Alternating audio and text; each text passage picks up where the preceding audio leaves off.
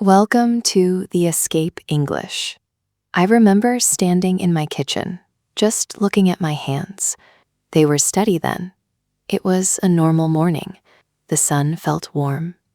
My name is Sarah. I was a pediatric nurse. I took care of people. It was all I knew. I used to look out the window while drinking my coffee. I'd see Mr. Henderson next door. He was always on his porch, always watching the street. It was a peaceful routine. I thought my life was safe. I thought David, my husband, was my partner. I trusted him. I let him handle the money. I just wanted to sleep after my long shifts. I was always so tired. But memories are funny. Looking back, the signs were there. I remember staring at the old wooden shed in our backyard. For years, it was just dusty and empty, a place for broken things.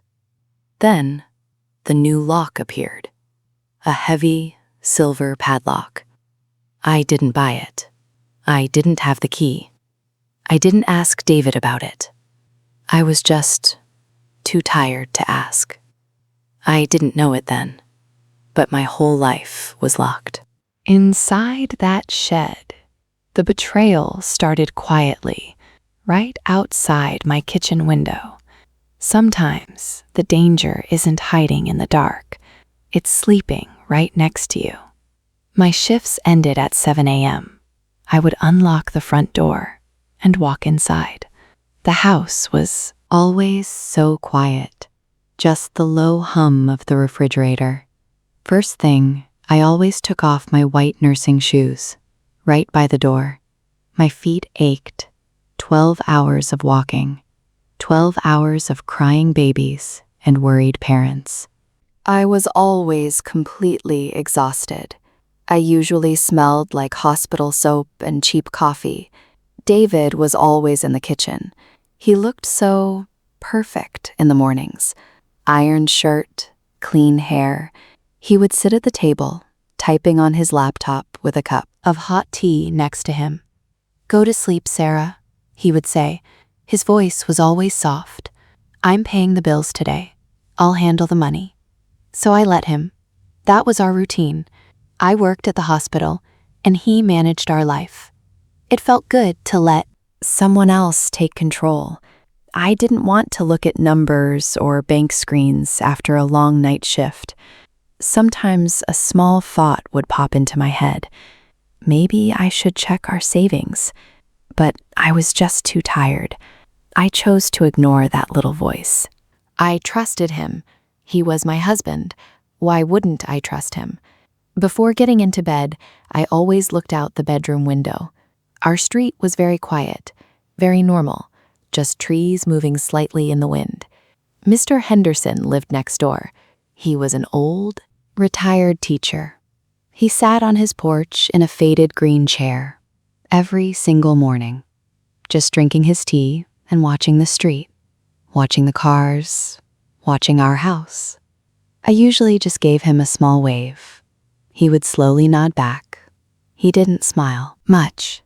I never thought about why he watched us so closely. I would just pull the heavy curtains shut, make the room dark. David would come into the room a few minutes later.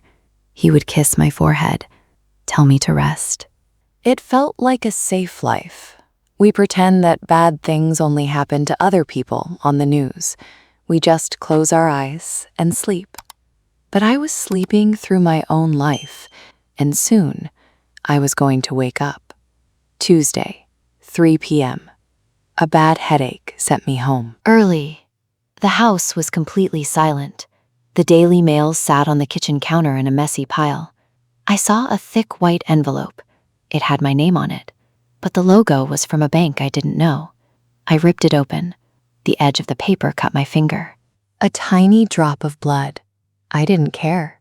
My eyes jumped across the black numbers. A loan.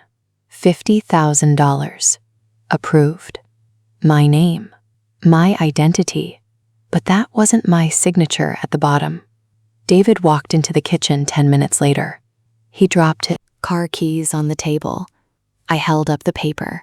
My hands felt like ice. I waited for his reaction.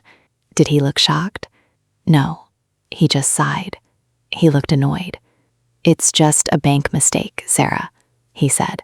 He reached out and pulled the paper from my fingers so easily, so smoothly.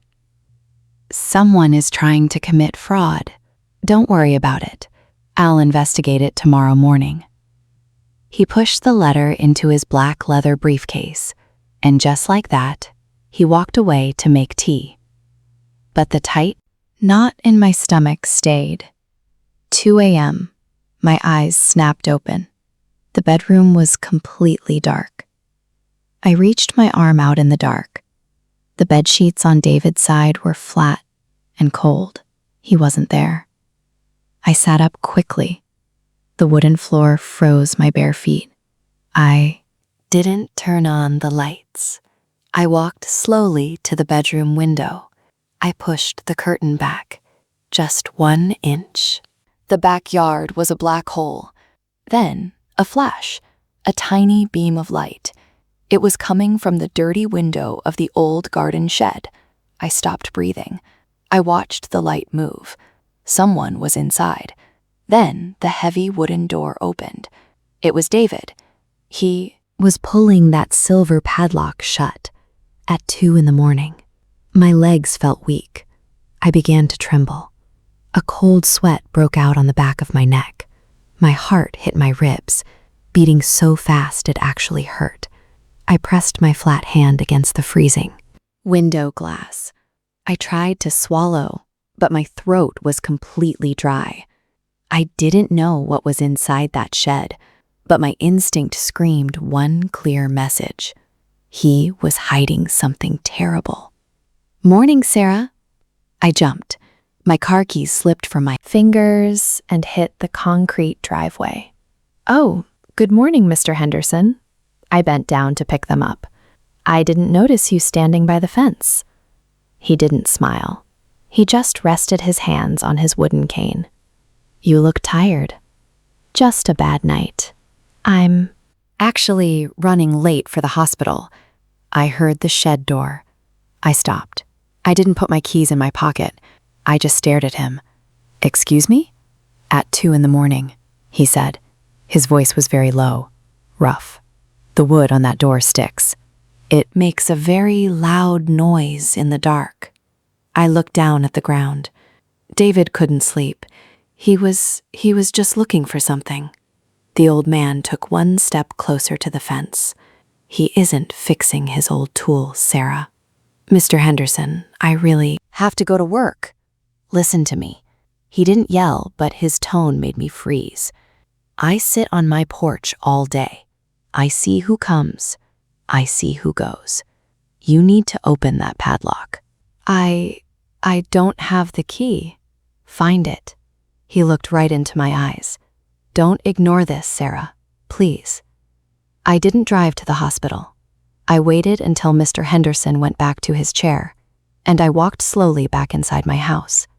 "Did you forget something?" David was standing in the hallway. He was holding a white towel.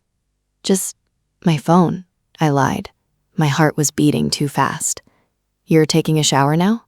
"Yeah, I have a lot of errands to run today." He looked at the front door. "Are you leaving?" "Yes, right now." "Good. Have a great shift, honey." The bathroom door clicked shut. The shower water turned on. I didn't leave. I walked straight through the kitchen and out the back door. I stood in front of the old wooden shed. I grabbed the heavy silver lock. I pulled it hard.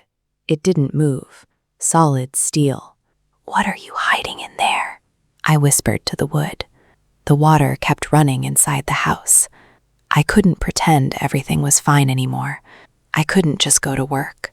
I had to know the truth. I am kneeling in the wet grass. The dirt is freezing against my bare knees. I can't catch my breath. My chest feels like a tight cage breaking open. Through the dirty, scratched glass of the shed window, I see him, David. Just 6 hours ago, I kissed his cheek. I told him I was leaving for a late-night shift, but I didn't go to the hospital. I drove 2 streets away, parked my car under a broken streetlight, and walked all the way back in the cold dark. Why did I do that? I think I just wanted him to be innocent. I wanted to wait in the dark, see nothing, and feel stupid. But the shadows in my backyard were hiding a monster. A strange black car pulled up silently 10 minutes ago, and now a woman is standing next to my husband under a cheap yellow light bulb. She has long, perfect dark hair. She wears an expensive red coat. Who is she? How many times has she walked across my grass while I was at work? There are 2 large suitcases open on the dusty wooden table. They are packing them, not with old tools or clothes, with thick stacks of cash and papers. Even through the dirty glass, I can see the blue bank logo from my letter, my name, the fraud. He took the money using my identity, and now he is packing it into a bag with another woman. My hands begin to tremble so violently that I have to press them hard against the cold, wet bricks of the wall. How can a human being deceive someone so completely? I thought about all the mornings. He made my coffee. Go to sleep, Sarah. He wasn't taking care of me. He was keeping me exhausted so I wouldn't look at our bank accounts. Then, I see something that hurts worse than the stolen money. David touches her face. He gently brushes the hair behind her ear. He touches her exactly how he touches me, so softly.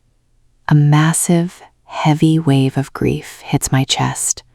It is a physical pain, like falling onto solid concrete. My safe, perfect marriage was just a lie. But the tears do not fall. The deep sadness suddenly stops. It turns into something hot and sharp inside my stomach. Anger. I am not running away. I am not hiding in the dark anymore. I stand up slowly. I wipe the wet dirt from my jeans. I reach out for the heavy metal door handle. I pull the metal handle. I pull it hard. The heavy wood swings open with a loud, violent crack. The yellow light bulb swings above them. The dark shadows dance on the walls. David drops a thick stack of money. The woman in the red coat quickly steps back. Nobody moves. For 3 long seconds, nobody breathes. Sarah. He says my name, but it sounds entirely wrong. His sweet, caring voice is completely gone. His face is flat, cold, hard as stone. I point at the open suitcases. Tell me. My voice shakes, but I step inside. I want you to confess, right now. I expect him to lie. I expect him to look panicked or beg for my forgiveness. He doesn't. He just laughs. A short, dry sound in the quiet shed. You really thought this was love? He asks. He doesn't look guilty. He looks bored. You were just an easy paycheck, Sarah. You were always too tired to ask questions. You just handed me your whole life. The woman, Lily, crosses her arms. She smiles a cruel, thin smile. The fraud is already done, David says. He taps the blue bank papers with his finger. Your savings are gone. The massive loans are in your name. Your credit is ruined forever. We are leaving tonight, and you are going to pay for it all. My chest burns. I try to find my courage. I take a slow step backward toward the open door. I need to run. I need to scream for help. But David is faster, much faster. He lunges across the small room. He steps right in front of me. He grabs the heavy wooden door and violently slams it shut. Bang! The walls shake. The cold night air is gone. The only exit is closed. He blocks the door with his body. He is so much bigger than me. The tiny room suddenly smells awful, a mix of old dust, rust, and his expensive cologne. "You are not going anywhere, Sarah," he whispers. I am trapped. 2 against 1, hidden in a locked box in my own backyard. My anger completely disappears. Absolute, blinding terror crashes into me. My legs finally give out, and my knees hit the hard wooden floor. I am entirely alone. I look down at the dirty wood under my knees. I see a small, dry leaf near my shoe. Lily pulls the metal zipper on the suitcase. It makes a sharp, loud noise in the small room. David just stands in front of the door. He doesn't move. He doesn't speak anymore. The air is heavy and still. Then the light in the room changes. Red, blue, red again. The colors flash through the dirty window. They paint David's angry face with bright light. He looks at the window. His mouth opens slightly. But no words come out. The loud sound of a siren cuts through the quiet night. It is very close. It stops right in our driveway. Car doors shut. Heavy footsteps run across the wet grass. Flashlights shine brightly into the shed, blinding my eyes. "Police, open the door," a deep voice shouts. David steps back. His hands slowly drop to his sides. He looks small now. The heavy door swings open. The cold, fresh night air hits my face. I take a deep, long breath. A police officer steps inside. He pulls David's arms behind his back. The metal handcuffs make a cold click. Another officer holds Lily. I look outside past the police cars. Mr. Henderson is standing by his wooden fence. He holds his heavy cane in one hand. In his other hand, he holds a small digital camera. He didn't ignore the strange cars. He watched them for weeks. He called the police to protect me. The officers lead David away. He doesn't look back at me. He just looks at the ground. The yard is quiet again. Just the low sound of the police radios. The red and blue lights keep spinning in the dark. I sit down slowly on the cold grass. I pull my jacket tight around my shoulders. My marriage is over. My money is gone. But I look at the empty driveway, and I feel a sudden quiet peace, a true sense of justice. For the first time in months, I am finally relieved. 5 years later, I am sitting in a wooden chair on my front porch. The morning sun is bright and warm against my skin. I hold a cup of sweet lemon tea in my hands. The old, ugly yellow paint on my house is gone. I painted the walls a soft, clean white. It finally feels like my home, just mine. Sometimes my mind drifts back to that dark night. I remember the heavy, crushing pain in my chest. When the police took David away, I fell onto the wet grass and just cried. I thought I would never recover.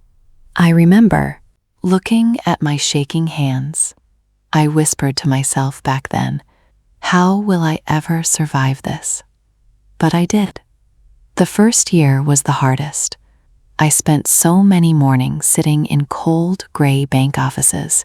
I had to prove the massive fraud. I had to fight to clear my name and fix my ruined credit. I lost sleep, and my stomach tied into tight knots every time I opened my daily mail. But I kept fighting. Slowly, I rebuilt my life. David is still sitting in a small, quiet prison cell. And I am completely independent now. I pay my own bills. I check my own savings. I don't need anyone to manage my life for me anymore. The wooden gate opens slowly. The old metal hinges make a familiar, quiet squeak. Mr. Henderson walks up my driveway, leaning carefully on his wooden cane. "Good morning, Sarah," he says. His voice is still rough, but his eyes are warm and kind. He holds a small brown paper bag. The rich, sweet smell of fresh bread fills the air. "Morning, Mr. Henderson. Your tea is already poured," I say. My shoulders relax completely. A genuine, easy smile stretches across my face. We share breakfast on my porch every weekend now. We don't talk about the pain of the past. We just sit together, eating warm bread and listening to the soft sound of the birds in the green trees. I take a deep, slow breath of the fresh morning air. The fear is entirely gone. I am safe, I am strong, and I am finally awake. I run my finger along the edge of my empty teacup. The ceramic is still warm. When I was a little girl, I was terrified of the dark. I thought bad things only lived in the shadows outside. Now I know better. Sometimes the biggest monsters don't hide in the dark at all. They sleep right next to you. They smile, they hold your hand, and they make your morning coffee. That deep betrayal broke my heart, but it also completely opened my eyes. I spent a lot of time just sitting alone in quiet rooms, thinking about how I let it happen. I had to learn 3 very hard lessons. First, I learned to never ignore the small signs. Before I ever saw the bank letter, before I ever saw the locked shed, I felt sick to my stomach. Your body always knows when something is wrong, long before your brain wants to accept it. I promised myself I will never ignore my instinct again. Red flags are not just warnings, they are loud alarms. Second, lies are incredibly heavy. A person cannot carry them forever. People try to lock their secrets away, but the truth always finds a way into the light. It doesn't matter how thick the walls are or how strong the lock is. And my third lesson, it took me years to truly understand it. Starting over is not a punishment. When David took my savings and destroyed my credit, I felt completely empty. But emptiness just means you finally have the space to build something real. Finding your courage doesn't mean you aren't terrified. I cried every single day for a year. Courage just means you wipe your face, stand up, and take one small step forward anyway. People can steal your money. They can break your trust.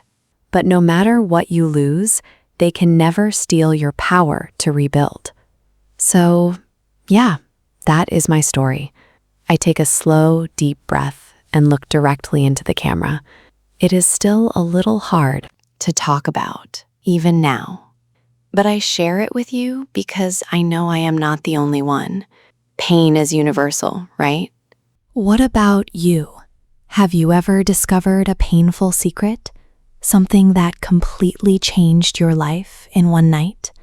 Maybe you had to smile and pretend everything was fine. You had to go to work and act completely normal while you slowly tried to recover in secret. It is exhausting, isn't it? But surviving that pain is exactly what makes you so strong today. I lean forward just a little bit. Tell me your story down in the comments. Seriously, I really want to read them. And let me ask you one more thing before you go. Do you believe that people always get what they deserve? If you believe that true justice exists and that karma always wins in the end, type yes in the comments right now. I give a small, genuine smile.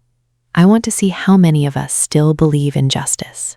Thank you for sitting with me today. If you want to hear more real stories and practice your English with me, hit that subscribe button. Welcome to the Escape English family. Take care of yourselves out there. And please, always keep your eyes open.